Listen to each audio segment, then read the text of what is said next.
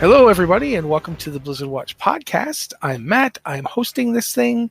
It's kind of like a cotillion, but with only 3 guests, and they're usually the same 2 guests, and then a special surprise guest. So not a very good cotillion, but hey, I do the best I can. With me this week are my 2 usual compatriots in our lunacy, the captain of the vessel, the fine ship, Liz Harper. Hi, Liz. Hello.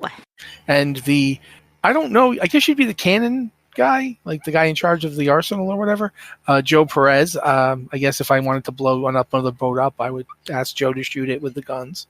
Okay, I'm okay with that. Okay. And with us this week, as somebody we've keel-hauled along, is Cory Taylor.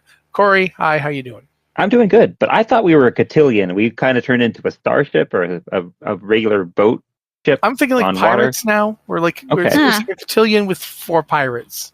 I'm not sure like how this works, but then again, I've literally never been to a cotillion, so I don't actually know what they are. I've never been on a pirate ship either. So, oh no, I have been on a pirate ship. Funny story, actually. No, but anyway, let's just jump into things that are happening because first off, we're going to talk about World of Warcraft here because you guys know what this podcast is, right? We talk about Blizzard games. Oh, okay. Just in case I forgot to mention it. If you were listening to the pre-show, you'd understand why the 4 of us might be a little off right now, but we'll get to that. Noblegarden started yesterday as we're recording, ends next week, Monday, which I believe is the 28th. It's a very short week. It's a very short event, I should say. So if you want to get yourself a duck costume, you have a week and you've already missed a couple of days.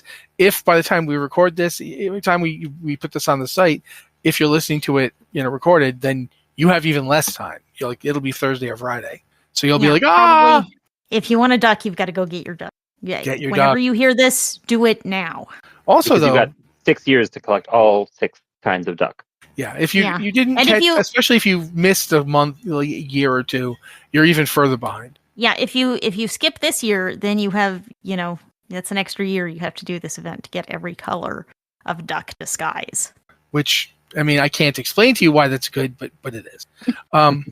Next up, we should mention that, again, since as we're recording this, patch 11.1.5 has just released with Nightfall and a whole bunch of stuff. We've talked about it kind of a few times now, so I don't think we need to really dig too hard into it. But I should mention that the Great Vault is broken. So how is this working? It's giving you multiples of the same items? Oh, so the Great Vault is not supposed to give you, 5 copies of the same item. I got some bad news for the devs. It can. This week it can, and probably the big problem is if you are hit with this. Blizzard is working on fixing this, but if you have this problem and you have an entire row of the Great Vault, which is the same thing, which is possible, they can't fix it. Let's ask a clarifying question here. So when you say same thing, you mean same exact thing, same exact eye level, same exact level of upgrade, the exact identical item? The reason I ask is because I have absolutely before this week gotten multiples of the same item on multiple rows of my box. I believe it is same item level, identical. We had someone in our guild this afternoon got 3 of the same cloak at the same item level, filling out the whole dungeon tier in their vault with the same cloak. Okay. Which is not that exciting. No? Okay. Good it lacks a certain je ne sais quoi. So, I don't know if waiting to do your Great Vault will help, because I don't know if the second you log on, it's already determined. I think it generates loot when you click on it. Yeah. Also, we don't have an ETA on this being fixed. So you might want to wait a couple days and see if it's fixed. But then again, if you're listening to this recorded, maybe you don't have a lot of time. You may just want to jump on it and deal with it. Maybe you want the cloak. I don't know. But that is a little frustrating. I've also heard that the Nightfall event is not entirely working. Hopefully, by the time you're listening to this, it has smoothed out. Usually, patch day is a little rough. And yes, that is true also. Yeah.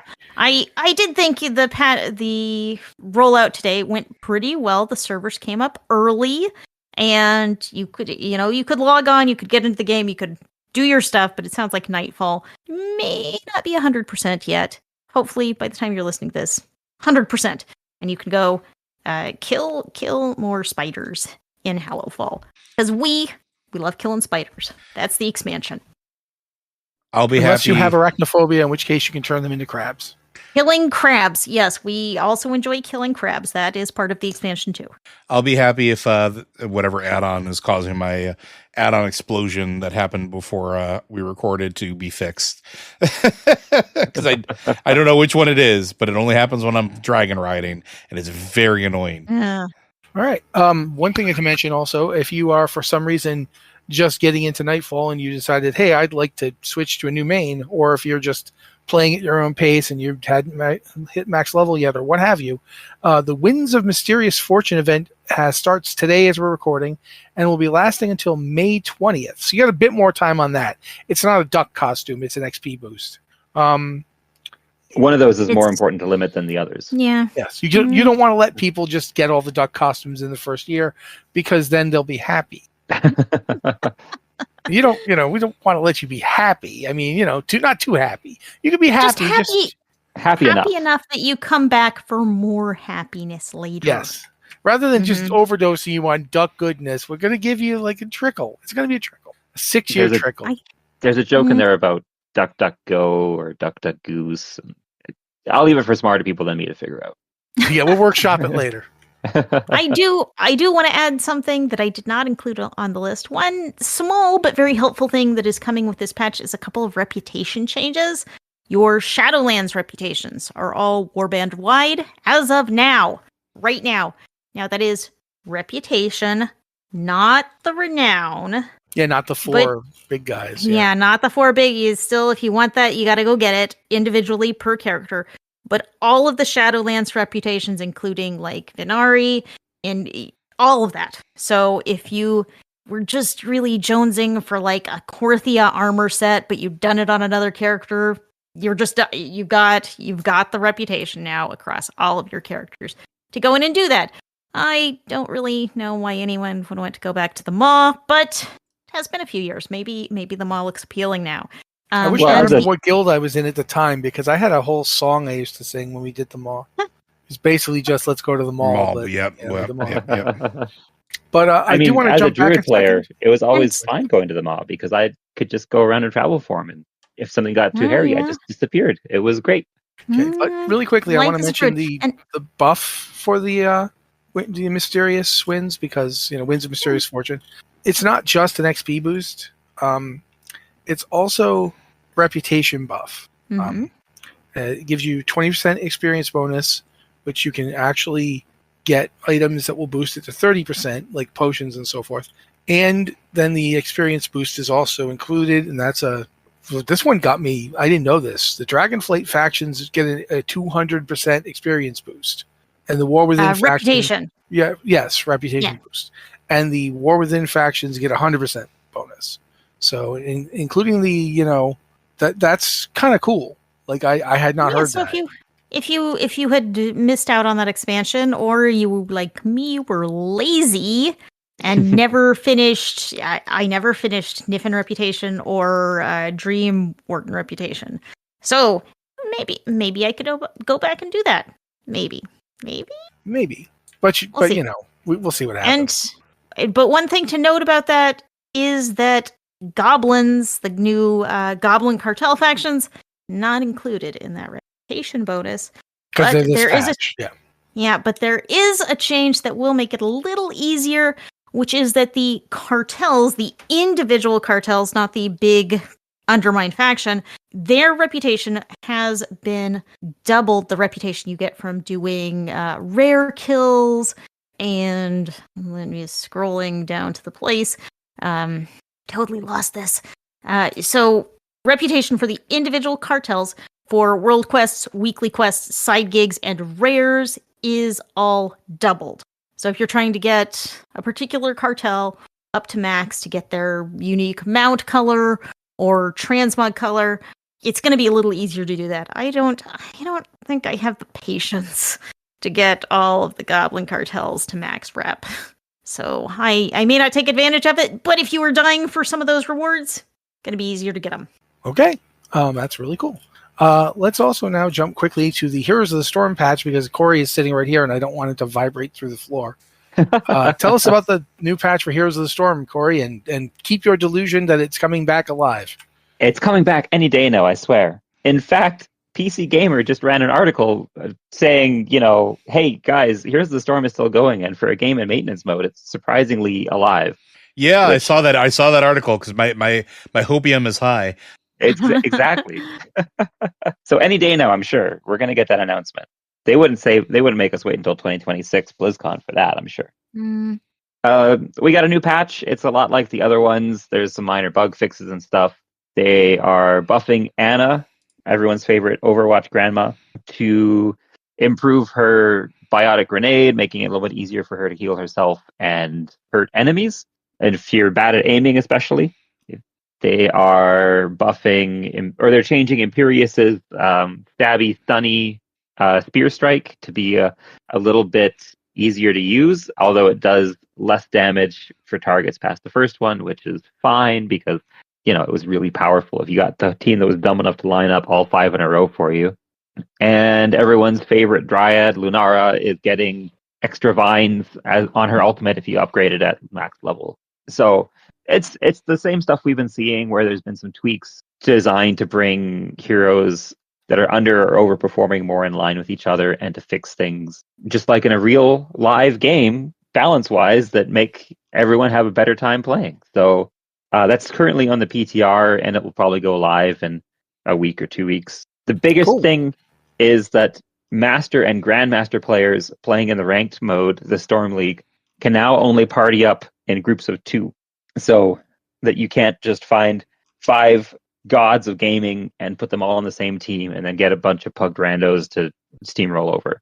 2 people max, which is good for the high-end health of people playing just by themselves. And will never affect me in the slightest because I don't think I ever climbed out of whatever's just above gold.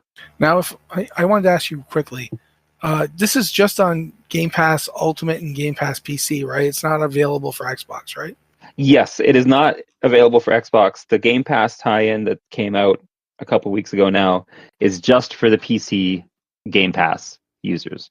And it gives you a pack of 30 heroes so that you have a bigger starting pool to go from once you're starting the game, which is great because everyone loves choice. And what if you really want to play as someone that isn't Jim Raynor? Yeah, and it's a smart way to that's how League of Legends got their start. I always love pointing that out where League of Legends was always a free game, but you could go to GameStop, Walmart, Target, whatever, and spend $10 and get a code that unlocked 30 champions and a bunch of RP and stuff like that to get you into the game system.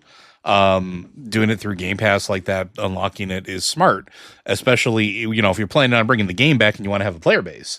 I mean, I know that we joke about the Cory and I really being honed in on the games coming back.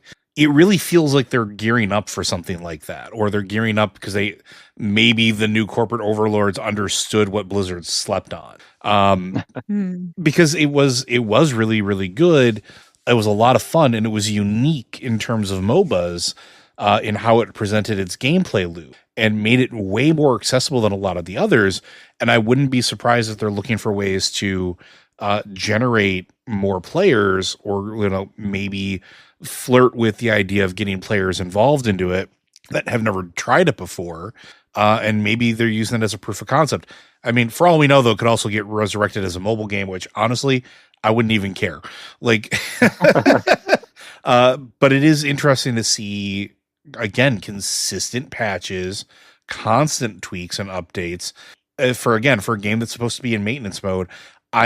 It's just a matter of time before I feel like we hear about, by the way, we're adding a new champion, right? It just feels like that's going to be the next step, or by the way, here's a new map, or something that we've been quietly working on in the background. It's got that feel to it. The Hots janitor is a concept art in his spare time, and oh boy, has he got a doozy for you, kind of thing. Good heroes of the storm hunting. Exactly. Yeah, he's wicked smart. And Blizzard how you like them apples? Sorry, go ahead, Liz. Blizzard has been really consistent about rolling out monthly patches for Heroes of the Storm, and these are not insignificant, tiny little bug fix brushing off patches. They're significant balance patches, and it's very interesting. It's interesting. I think they have to be doing something here. They have to be. I mean, if nothing else, they know to make sure that it's viable for Game Pass, which in and of itself isn't a ton of new stuff, but it is something. So I do think that there's at least some interest. Then again, I also think there's interest in StarCraft. So we'll see. They put StarCraft on Game Pass, and it definitely feels like they're sort of like inching their way towards things. It could be both. We'll see what happens. Remember too that they just put the StarCraft heroes in Hearthstone, and everyone loved that. That was a huge a huge win. Everyone was like, "Yeah, this is great. I love having Kerrigan as a usable character in my Hearthstone games because that was fun." So I think that there's so much goodwill around the StarCraft brand that it makes no sense for it to just stay out there on the shelf or behind glass kind of thing. That like they should be doing something with it. Well, I think we all pretty much agree on that. Do you guys have anything else you want to say about it before we move on to something else? No. What is dead may never die. Okay, thank you, Lovecraft. Okay, we should talk about Hearthstone since we just talked about Hearthstone. Battlegrounds 10 announcement that's coming on April 29th. Since I don't play a ton of Hearthstone, I'm turning to Liz and possibly Cory. I don't know if you play it. I haven't played in a minute, but... Yeah. Liz, what do you want to tell us about this? So we have someone telling us about this. Yes, Battlegrounds Season 10, Second Nature, is launching later this month. And it's a little Shadowlands themed with...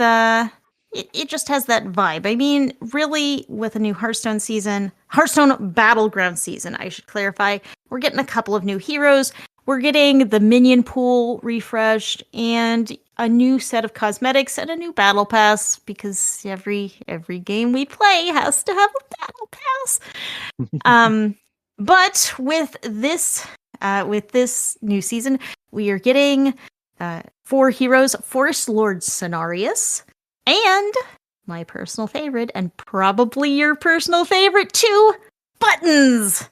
Buttons is coming to Hearthstone, and it's always nice to get a new Battleground season. They throw them out regularly, so it's not a surprise that one is coming out now. They're on a really pretty strict schedule, but every time you get a new season, it really shakes up the meta, and it keeps it fresh.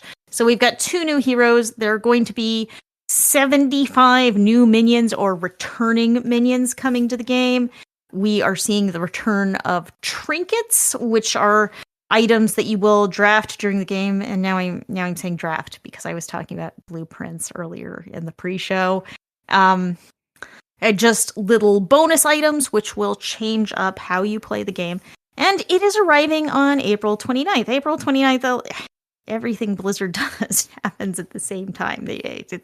It's feast or famine over here, folks. April 29th, new Hearthstone Battleground season. You can go in and play Buttons. You will have a whole new battle pass rewards to work through and a ton of new minions as they adjust the minion pool again. So another thing happening with the minion pool is that we are getting new frames for our minions, which, if you play standard ranked Hearthstone, every class has their own colored border. So a mage card is blue, a rogue card is black, and they're easy to identify at a glance. But Battlegrounds has never had that, but now it is picking up that theme. So different minion types will have different card borders. So again, you can identify them at a glance. And if they're a dual minion type, they will have a dual border with one color on one side and one color on another. So, for example, elementals have a blue border that is like the mage border, and an elemental like landlubber, which is an elemental pilot. Elemental pirate, that's a word you don't hear every day, has a blue border on one side and a black border on the other side for pirate. So that'll make it a lot easier to identify minions at a glance. I know, me being an idiot and maybe playing a little faster than I should. Maybe I should play a little more thoughtfully. Sometimes I'll grab a minion and I'm like, oh yeah, okay, here's an elemental. I've got an elemental board. I'll grab this. And it turns, no, wait, that's actually, I should not have grabbed that. That's not an elemental. So it's nice. It's a tiny change, but it's a nice visual improvement. So everything is good. It's always nice to have the meta shake up and to have some new gameplay going on. I'm looking forward to it. Okay. Since I have no idea what I missed, I'm just going to assume you guys are done and move on to the very confusing, mixed up, scary world of Diablo 4's new Battle Pass system. Does anybody here actually understand it before we start going into this more? Because you all can Liz and go I first. talked about it. And Liz, do you understand it? Do you understand what's happening?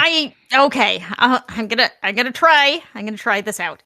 So, starting with the next season, that's season 8. I think we're in season 8, right? No one's contradicting me, so I think I'm correct. Season 9. I think you're right. No, 8. Oh, we're I'm in looking 8. at the thing. Yeah. No, we're in 7. Season 8 is Belial. I wrote it that's down right. wrong. That's the problem. So, Diablo 4 Season 8 starts on April 29th. It is totally the old Battle Pass system. Gone for good. And it's being replaced with a new system called Reliquaries, which I think is a little unnecessarily complicated. Some of the stuff that was on the Battle Pass is being moved to the Season Journey, most notably the Season Blessings, which, as you progress through the Battle Pass, you would unlock Season Blessings, which would give you unique buffs during the season to improve your power. But it always felt a little weird to be on the Battle Pass because the Battle Pass was largely a paid system of rewards. I think it's going to work. It's going to feel better being part of the Season Journey, even if it's kind of the same thing. You're just unlocking it the more you play. But now it's in the Season Journey, not on the Battle Pass. And the Reliquary system kind of splits up the Battle Pass in different ways. So instead of buying one big, huge Battle Pass, you could buy different parts of the Battle Pass. And I keep saying Battle Pass, but it's now the Reliquary. Well, no, So the you Reliquary could is the individual pieces of it. It's still a battle pass. Yeah. Oh gosh, it just kind of breaks my head. It's change.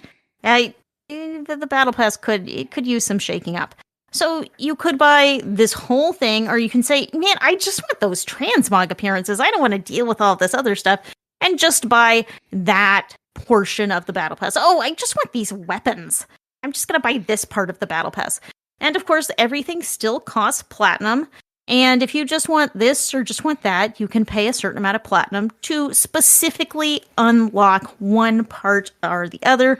Or you can buy the whole Battle Pass and get all of them. It'll have a similar progression system where, you play the game, you earn reputation on the Battle Pass, and you will eventually unlock the rewards by playing. I'm pretty sure. So it's the same and different. It gives you a few more options about the rewards you want to chase. I know for my part, it's like, I just don't care about emotes in Diablo. I don't care about any of that, and I keep unlocking emotes every season. And I just... occasionally I like one emote, but they're not really my part of the game either. It's like, oh, it's a new Battle Pass tier, and I just unlocked a new rogue emote. Okay, I don't usually play rogues, and my whole selection of players on this in this game is 8 necromancers. But sure, I'm really excited to get this rogue emote. Thanks, guys. It's the thumbs up emoji to someone's big long wall of text in your group chat. You're so not even underwhelmed. You're just whelmed.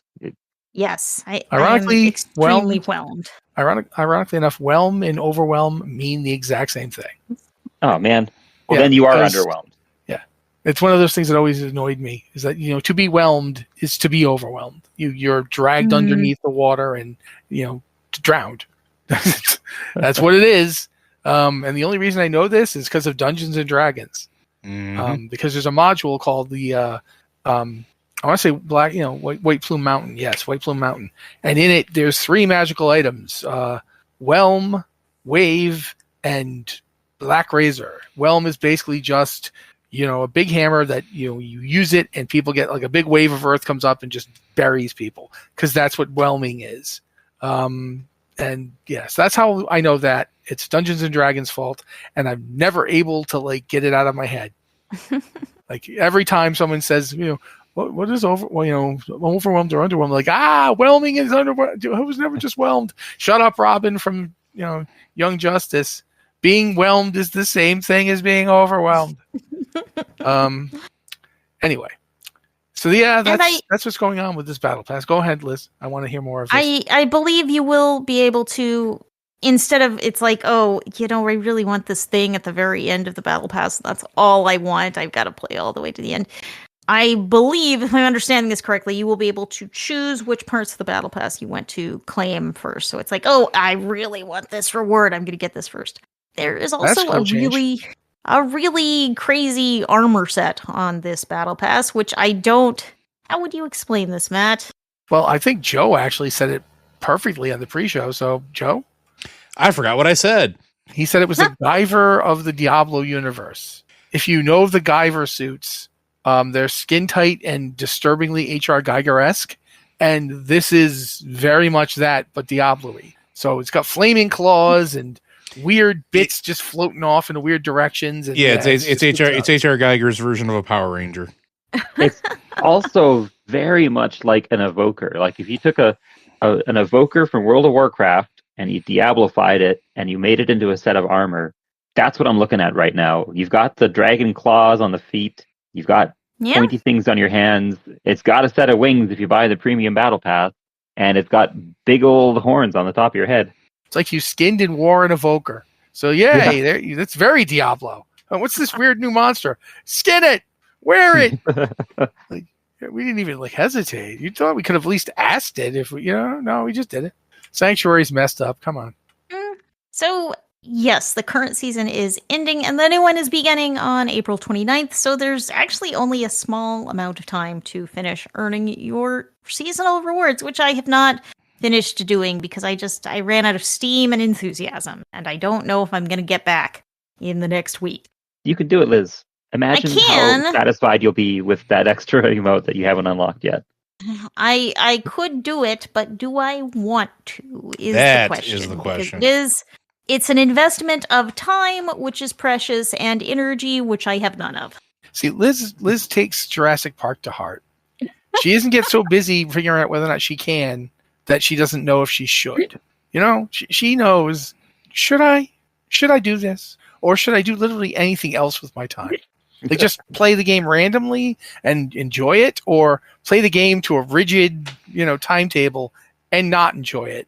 I might just enjoy it. I'm weird.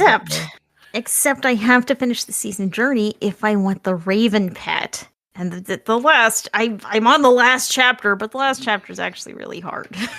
Yeah, there is always that. I ran out of steam, so we'll see. We'll see if I finish. Alrighty, I think next up we have Overwatch to talk about, or Overwatch 2. I'm sorry. Every so often I'm like, why did they even bother to make it a second game? I mean, come on. Yeah, anyway, that's a question. So we got season 16 starting on April 22nd, which I believe is today. Yep, that is today. It is now live. Yeah. As we're recording, it is today. Freya, the new hero, who I've heard described as a demon hunter from Diablo 3 coming from Attack on Titan. So, the whole jumping around, being vertical, and shooting people with arrows. I don't think she has a sword, though. No. It's hand crossbow thing. That's where the Diablo comparison comes in. Yeah. I think very cool aesthetically, and I did like the video that they put out, where we got to hear the voice actor, who I thought was doing a really good job with the character. It's a shame we don't get big cinematics anymore. Yeah. But regardless. Also, Stadium is out, which is it's not, like, you don't get to watch it. It doesn't have observer mode, does it? Like, it's just you go into a stadium and your character is now, like, third person instead of first person? Is that accurate? It's a different gameplay mode. It is third person, and there are a number of powers that you can unlock. So instead of just, okay, I'm this Overwatch character, it's as you advance in Stadium, you will be able to customize your character and unlock different powers, upgrade different powers, instead of just being kind of standard Overwatch. So it's a twist. It's Overwatch with a twist, and it really does feel like they are taking some features from the old PvE mode, which was gonna have a whole talent and advancement system, and they're kind of trying to work it in to Overwatch's PvP only gameplay. The new mode feels very much like CS:GO or Valorant, where you're playing around and then you're changing up your strategy on the fly, or you're buying for the next round as you go through it, and which makes sense because those are both pretty popular and long-running team-based shootery kind of games like Overwatch, and it's a good thing for Blizzard to dip their toes into to keep interest in Overwatch high. And it lets them give Zarya an ability that gives lots of bubbles to everyone, and that's always the best ability. Yeah, I mean, I just think it's interesting to. Oh, go ahead, Liz. Joe, I'm sorry. I was gonna say I'm definitely not Liz. Yeah, I don't know how. Like, I think it's cool that they're trying to like mix things up, but I don't know how popular it's gonna be. I'm gonna be really interested to see player engagement numbers on it.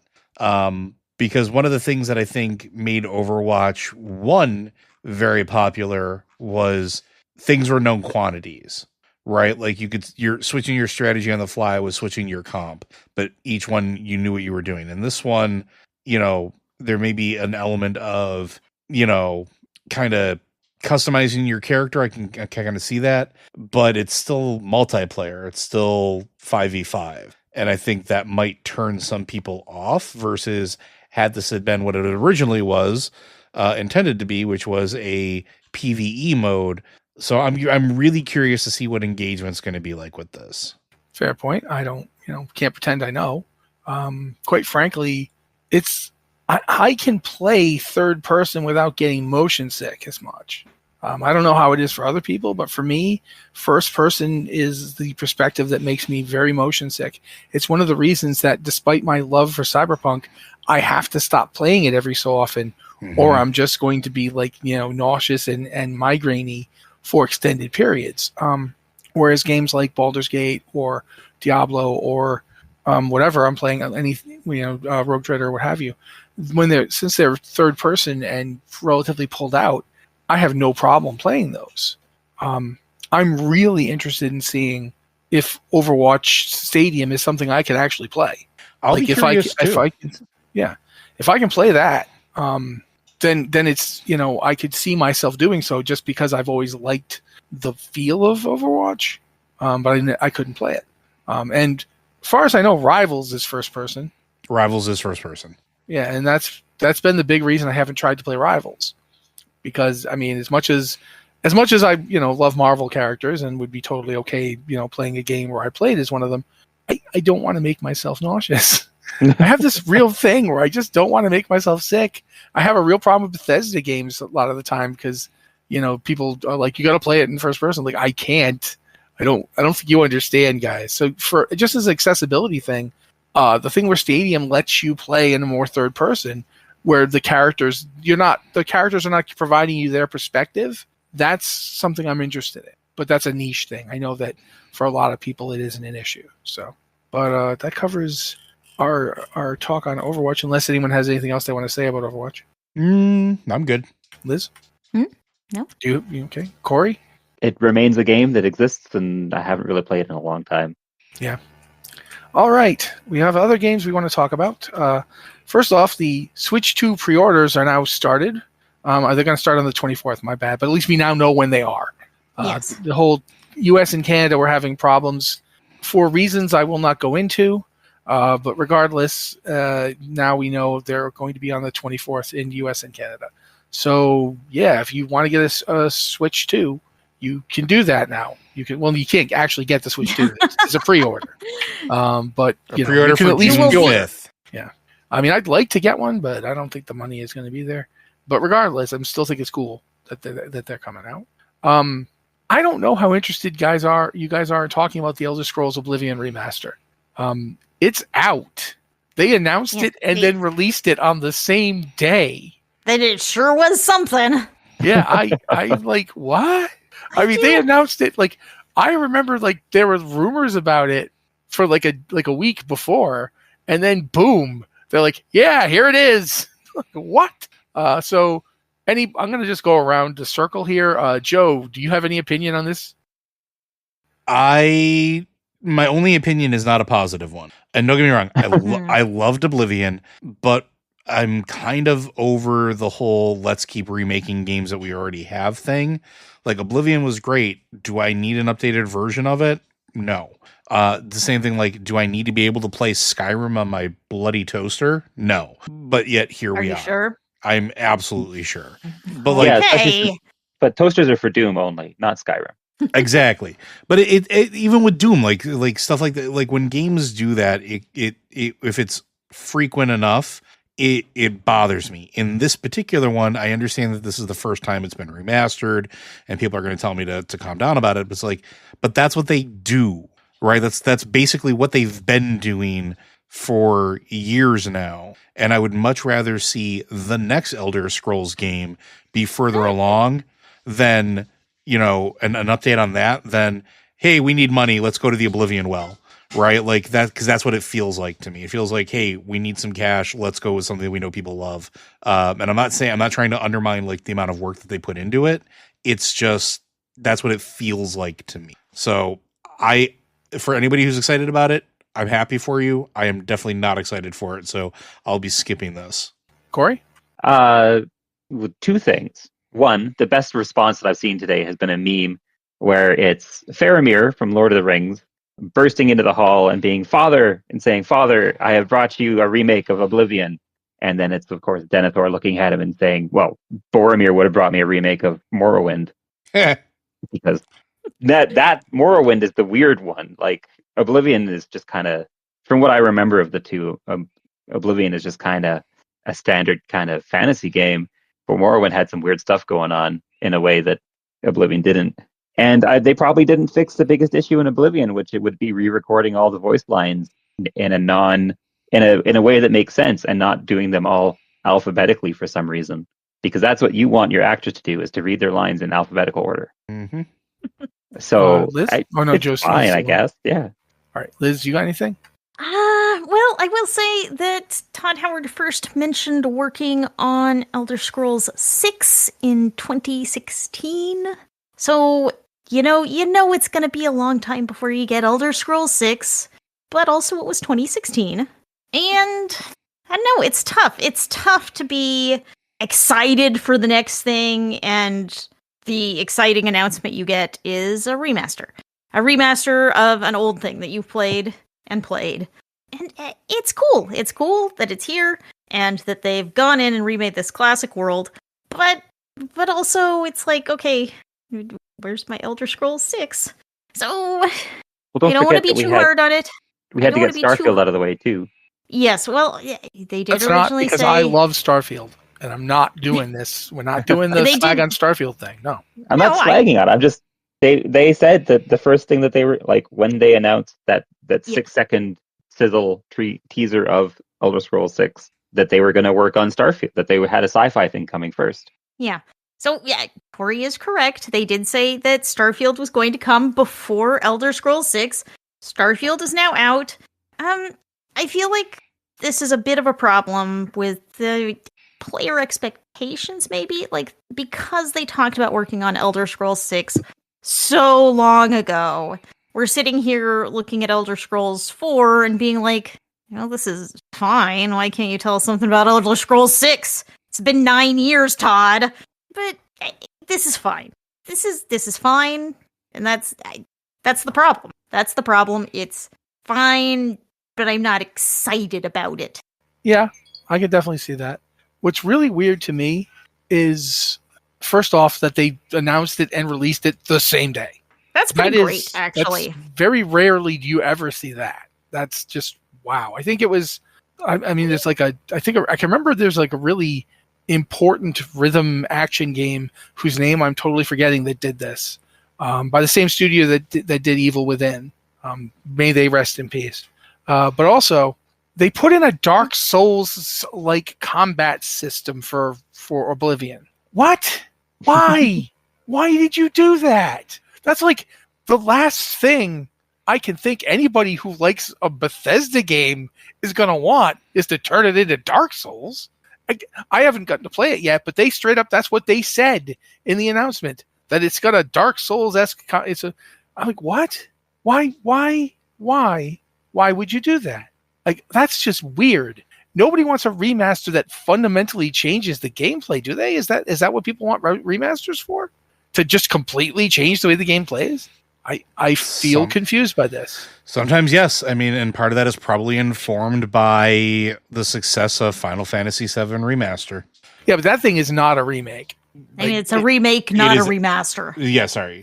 Yeah, it's not a remaster. But the point I'm trying to make is, like, people have sort of, when you hear remaster, there's this weird expectation that it is a remake. Like, I don't know when it started, but it's definitely something I've noticed. So I don't know. Again, I've already said my piece on it, but I'm just going to move on. Yeah, okay. I hadn't heard they were making such drastic changes like that. If you want to pick up on this, if this is your thing, it's going to include all the original expansions to the game. It has new atmospheric effects and improved lighting, so better graphics. That's kind of expected. You can now sprint because it's 2025 and you should be able to run around in a video game. That's just a thing. Different races now have appropriate audio for their voices. Lip syncing is improved. Because that's also, it's 2025. Although games never are going to actually improve lip syncing, they just make it differently weird. Like, that's the thing about it. It can get better. I think it can get better. There's always room for improvement, especially when you're looking at a game that is quite a few years old. You can make it better. I still want to see, like, if they've done any kind of audio remastering, because I mean, sure. Patrick Stewart sounded really weird when I first played Oblivion. But yeah, I think we should talk about something else, because we have been talking about Oblivion for a bit here, and there are other things to talk about. But yeah, go ahead, Liz. I heard you were about to say something. I mean, Patrick Stewart sounds really good in the remaster trailer. So that's what cool. I got. All right. We should mention really quickly that Sunderfolk, the Dreamhaven published Secret Door developed game, it's releasing on the 23rd. It's been in. I know it's had pre-access. You could download it if you were doing the weird streaming thing. I forget whose weird streaming thing it was, but I remember it was like, was it Epic Games or something? Whose weird streaming thing were they on? I don't know. Okay, well, we'll look that up at some point. But regardless, it's out tomorrow. I've played a little of it because I played it on the weird streaming thing, and I liked it. I think it's fun. It's kind of a combination of other games I've played. When Liz was describing, Blueprints, I was feeling a little bit like the way Sunderfolk plays, but not quite. Not the part where you're in and out of the house, not so much. But the weird narrative aspect really is kind of there. It's a fun game. I liked it, but I didn't play it very much. So we'll see if it's sustainable for the long term. I'm also fully aware that I'm never going to be doing couch co-op. Like at most, my wife and I might play it together. I'm certainly not going to have friends come over to like party at my house. The very idea terrifies and abhors me. So yeah, no. But regardless, and it has kind of an odd mechanic. The thing that I don't understand how smooth this will feel is you're going to be playing it like on a console, but you're also going to be sitting there and like using your phone as a controller. Yeah, phone or tablet. Yeah, it's it odd. seems. It's an unusual combination, and it could be one of those things that it's like, wow, why has no one ever done this before? This works great. Or it could be one of those things that it's like, this feels awkward. I can't decide which one it's going to be. Yeah, is this going to be like a brand new thing that seems really amazing and cool? Or is it going to be that year, thing? Yeah. Yeah, next year every game is like, oh, you can control the game with your phone. I don't know. Or is it going to be the Kinect? Who knows? Yeah. It is... I should just say up front, it is a tactical RPG adventure where you can play adorable little animal characters. Yes. Or a polar bear, who is an animal character who I don't know if I would call him adorable. I don't know if you'd want to say that to his face, though. I would definitely say it to his face. He's a squishy polar bear guy. He is also carrying a hammer that is as big as he is, so it's a little intimidating. I don't know. I feel like he's perfectly cromulent. He's fine. But so this one it'll be interesting to see. I think I'm not gonna buy it day one, but I'm gonna watch some people stream it and see what I think about the gameplay. Yeah, I definitely think it is going to be something that I spend money on later, but I do think I'm going to pick it up at some point. Also, if you hear tactical RPG and you're like sweating because XCOM is coming to you, it's not XCOM. It's more like Mario versus Rabbids in terms of difficulty. So don't get too upset.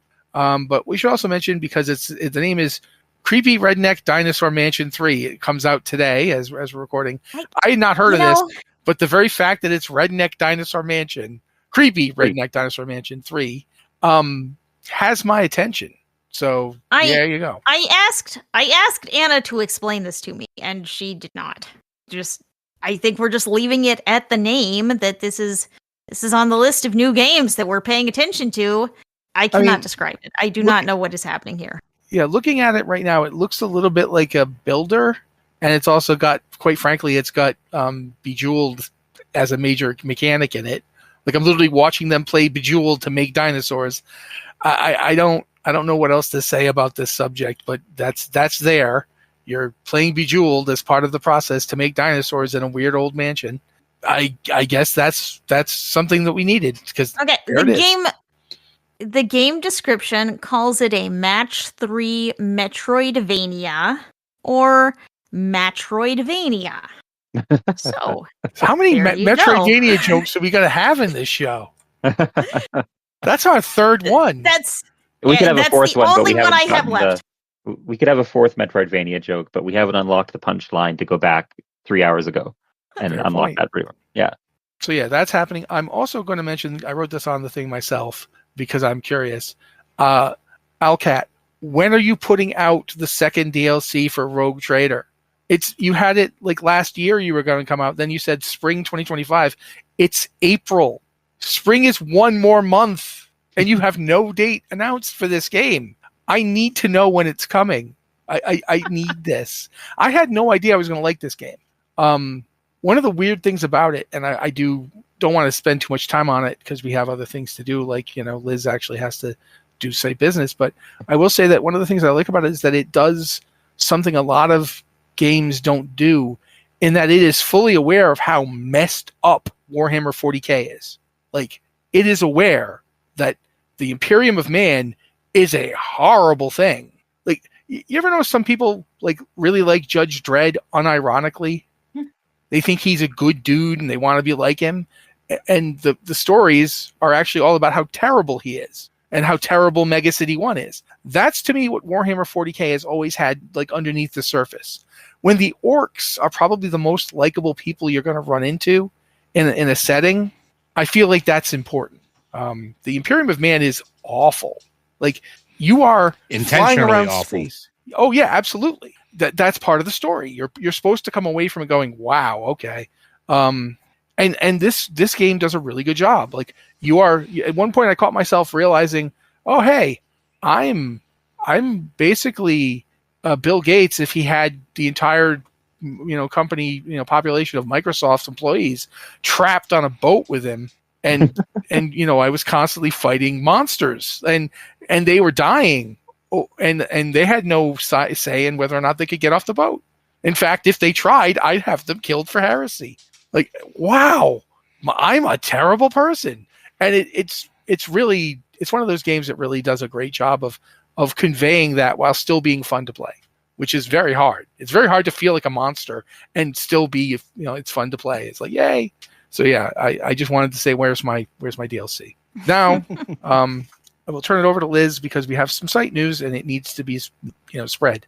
Hello, everyone. I want to give a big thank you to our Patreon supporters out there. Patreon is what keeps the site going and keeps these podcasts going. It keeps us coming back every week to chat with you right here. And our Patreon right now is a little lower than we'd like. It's at about $3,800. We like to have it at about $4,000. So if anyone out there could kick in a few bucks, it really helps. It's a lot of small subscribers that allow the site to exist and hopefully thrive. We try to thrive. It's a thing. It's a thing we're trying to do here. So if you can support us, if you like the podcast, if you subscribe at $3 a month, you can get these podcasts early and ad-free. And you also get the bonus pre-show to the Blizzard Watch podcast, which includes us talking about whatever is interesting to us today. So today was me talking a whole lot about blueprints and not drinking nearly enough water. So important to stay hydrated on these podcasts, which doesn't always happen when you keep on the other talking hand, nonstop. I got to. So I was very thankful. It gave everyone else had an opportunity to hydrate. So if you subscribe at $5 a month, you get an ads-free site experience on blizzardwatch.com, as well as early access to these podcasts. So either of those things are interested, then please support us on Patreon. I appreciate you so much. And you can also support us by liking, sharing, and subscribing to our podcast, to our YouTube, to our social media sites, which is on Blue Sky, Mastodon, Threads, Twitter, Facebook, and Instagram, and YouTube. You can find us on all of these platforms as Blizzard Watch. Mastodon, we're on gamepad.club. And on YouTube, we are Blizzard Watch Podcasts. So pick your favorite social media site and follow us. Read some articles, share our content. That kind of stuff really helps get our posts out there to people who hopefully want to read them. We also have a podcast survey going on right now, which will help us learn a little more about what you like about this podcast, but it also helps make the podcast a little more appealing to advertisers. It might help us attract sponsors. So if you have some time, if you're willing to, the survey is completely anonymous, and you can get it at bit.ly/Blizzard Watch Podcast -survey. And you will find that link in the description of the podcast. So scroll down in your little podcast player and you will find the link as well. But if you have time, I really appreciate it.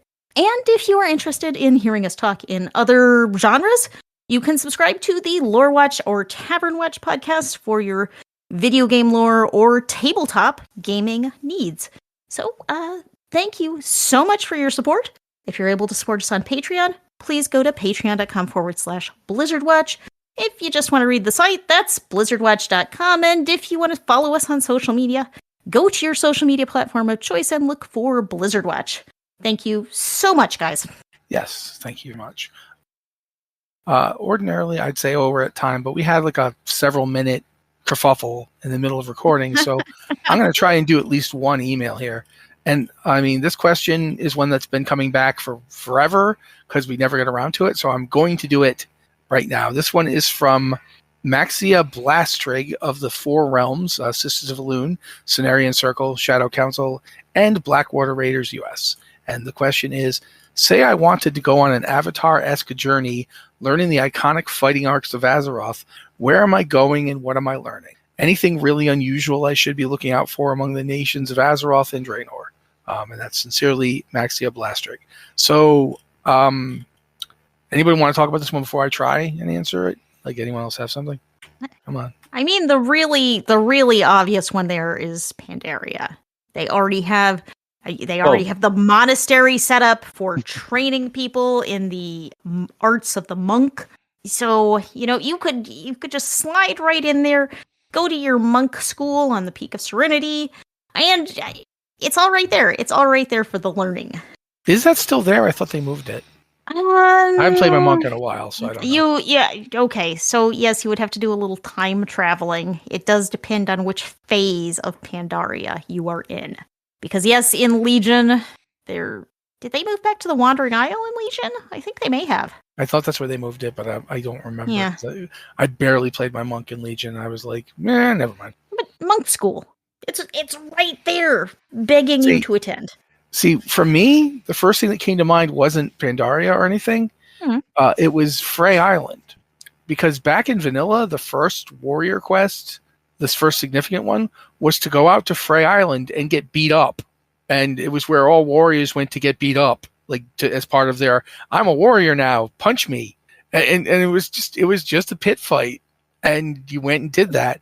And so for me, Frey Island is this big deal. For nobody else, no other class, nobody else went there. But for warriors, it was this big deal. that we all did. So yeah, that was my first one. Cory, you got anything? Ooh, the Dark Spear. Learn how to be a shadow hunter. Go hang out with some trolls. That's seems unique enough. Well, plus they've really beefed up their whole starting area, so now it's actually a cool place to go compared to the way it used to be, like a couple of shacks next to the coast. So there's at least that. Joe, you got one? Go you and visit the High Mountain Tauren, because they are an extremely accomplished warrior race that nobody seems to talk about in the conversation of martial prowess upon Azeroth.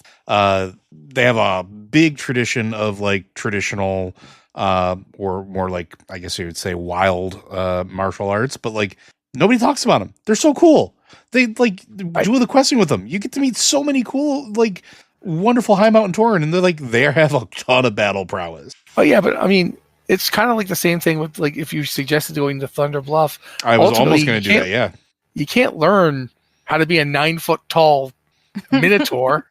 I mean, that's just kind of inherent. Yeah, I'm imagining like some Forsaken showing up, going, "Can you teach me our ways?" And then being like, "Yeah, you're going to go live in a cave and talk to spirits." No, I meant your fighting ways.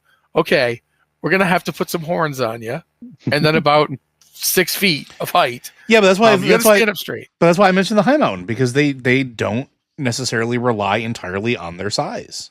That's just my opinion. I mean, I like the High Mountain. I'm not against it. I just find it hilarious to imagine going there. You're like a gnome going, "Teach me your ways."